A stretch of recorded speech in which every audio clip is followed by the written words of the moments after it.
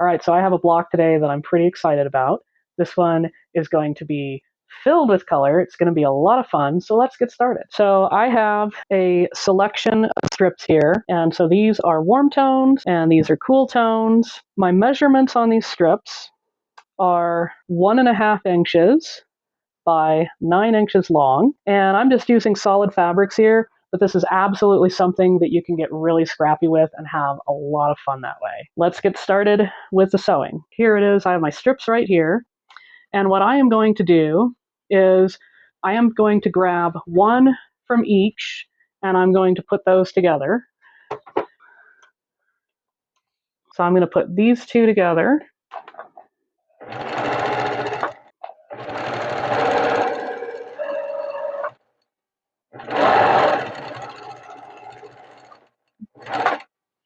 Okay, and then I am going to take the next two and I'm going to put those together.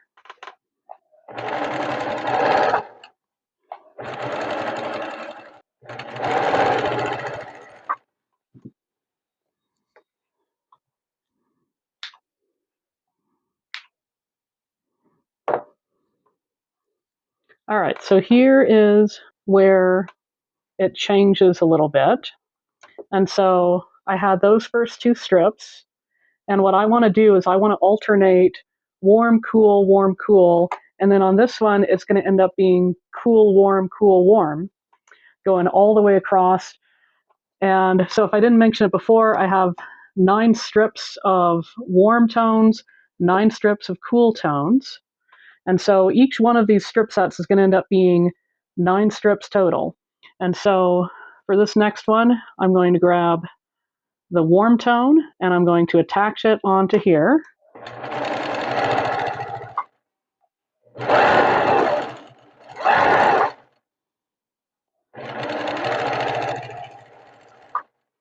And then for this one, I want to put a cool tone. I want to put one from the cool tone set. So that will be this one. That one's next.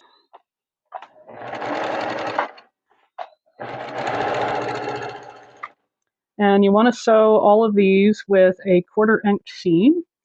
And in centimeters, that's going to translate to roughly 1/2 centimeter.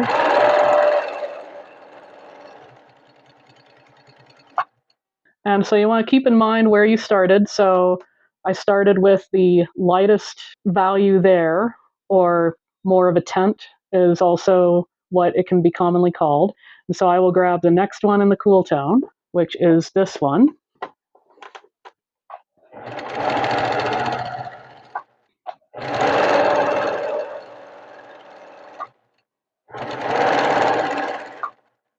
Okay. And then with this one, where it's the cool tones that started it off, I have the darkest cool tone right here. And so that means I want to put the next warm tone onto this one.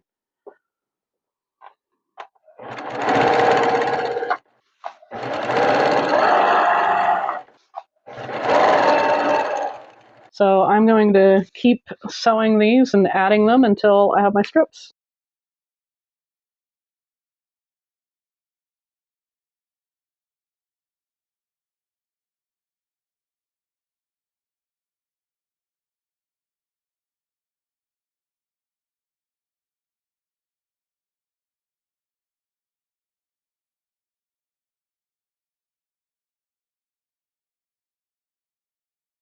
All right, so here they are sewn up, and I already have this one trimmed.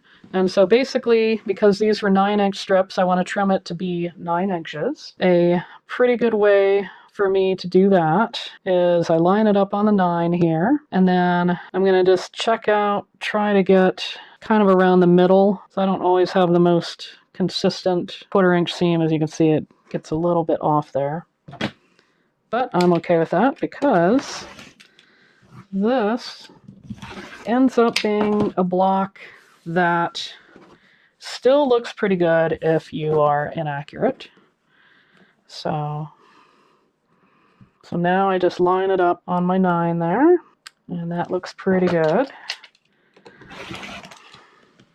So we got that, and I go with that at the top is fine.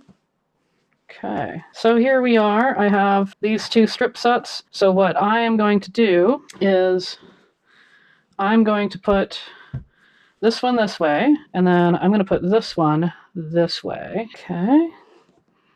And this right here should still be inside the 1/4 of an inch just barely, so it should work. Okay.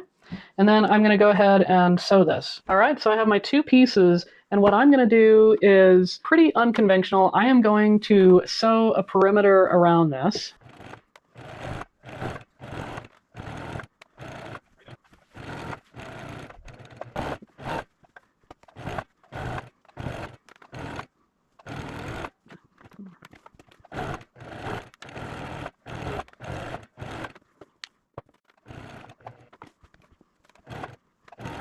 So one of the things on my machine that makes it so that I can turn it and then I can still have it on the 1/4 of an inch is I have a horizontal line that's right there that is exactly a 1/4 of an inch away from the needle.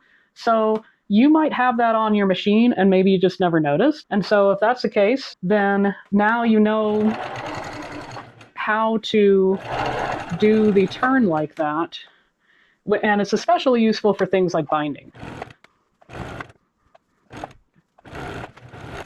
All right, so I have that all stitched up, and I was able to catch all of that blue right there, so I'm very happy about that.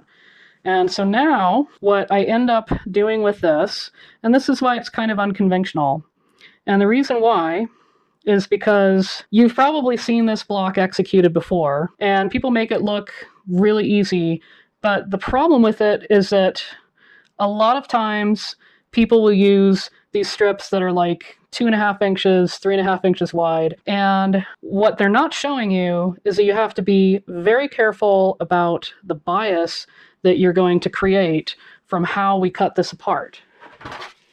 So what this is commonly called a hidden wells block. Okay. And this is a block that was popularized in the 1980s. And, you know, it's a really cool effect that you get from this. Okay. So it's a really, really interesting effect that you get from this. So you get your pieces that basically come out like that. But you have to be really careful because all of these edges, all the way around, this is bias. And so the nice thing about using the 1.5 inch strips, and honestly like 1 inch strips, or this would be really ideal for string quilts where you're using kind of like anywhere from about 3/4 of an inch wide to 1.5 inches wide. Because the shorter that you are, the less of a warping problem that you're going to get from that bias. So there's still a little bit of a possibility there. You know, you can see that there's still a little bit of give that happens to it. But you can get all kinds of really interesting and cool layouts with this kind of a block.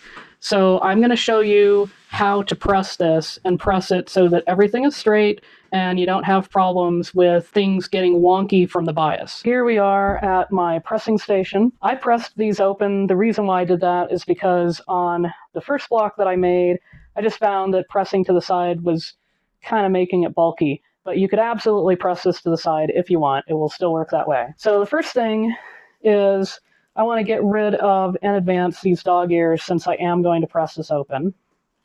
And so I just do that way, cut it in to where it's almost like a 90-degree angle. I tend to go just a little bit acute on it. So what you want to do is go ahead and do that just to kind of warm up the fibers a little bit, helps it release a little bit. And then you just want to gently press it down, okay?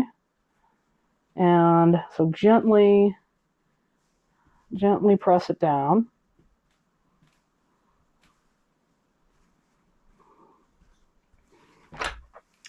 And that would be the same case if you were going to the side. So if I was going to the side, what I would do is I would pick this long continuous edge of strip and I would just go to the side, but I'd still gently press it before hitting it with the iron.